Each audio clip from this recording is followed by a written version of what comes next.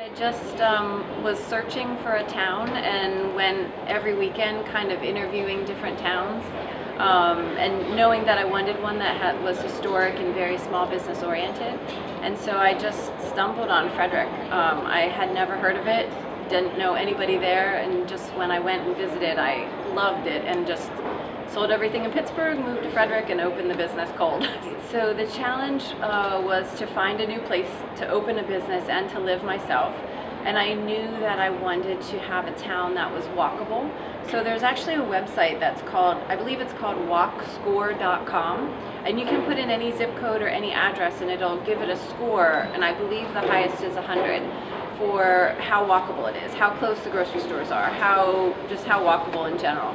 And so I would use that as a starting point and take the towns that had the highest walkability, and then I would go and visit them on the weekend. And it was more just kind of going and sitting there and being like, does this feel okay? And I must have gone to 12 different towns and none of them felt right. Like just something, either they had built their downtown or they had, I don't know, like there was something different about each one and none of them were exactly right. Like I felt like Goldilocks, like, no, this is wrong, this isn't right.